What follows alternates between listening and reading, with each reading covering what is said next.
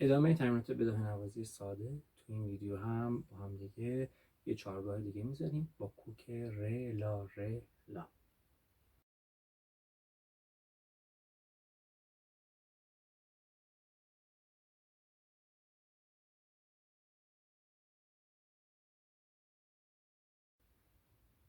تو ویدیو قبلی هم عرض کردم این فیلم ها و ویدیوها برام دست از ارزانی هست که ردیفای اول و یا دوم استاد سوار رو زدن.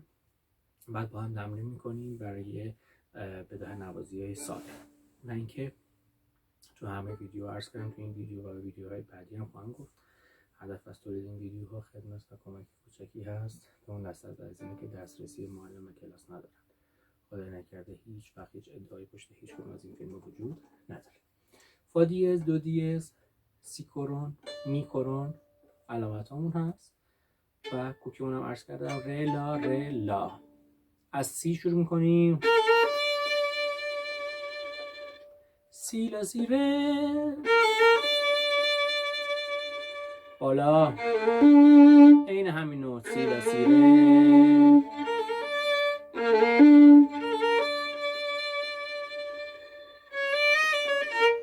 دو ره می انگشت چهارم کرون، می ره دو سی، دو ره می ره دو سی، لا سی سی دو جدا، لا سی سی دو دو ره ره می.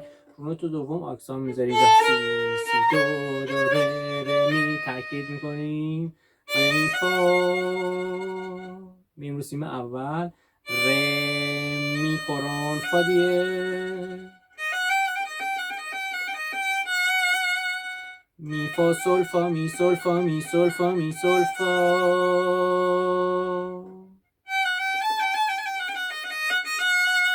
سول فا سول لا، سول فا سول لا، سول لا سول لا سول فا سول فا می فا می فا.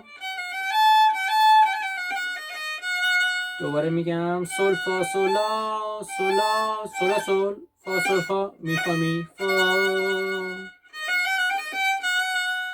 می فا سول فا می سول فا، سول فا سول فا می فا می ره می ره می، دو ره می فا می ره می، فا می ره دو ره،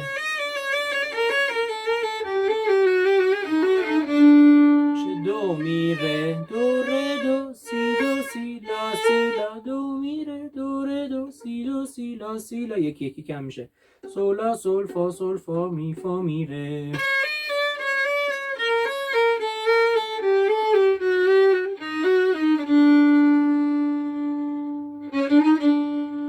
دو ره می ره،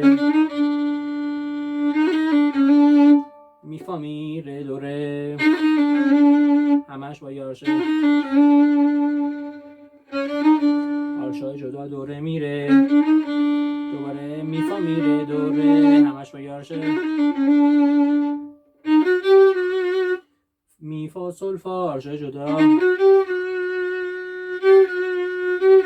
سول فا سول فا سول فا،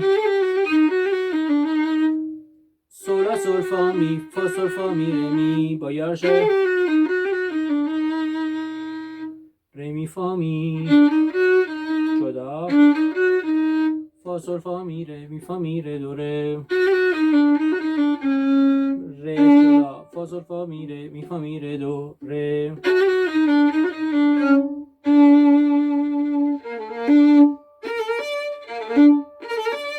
سی لا سی ره سی لا سی ره سی لا سی ره سی لا سی ره. تعدادش از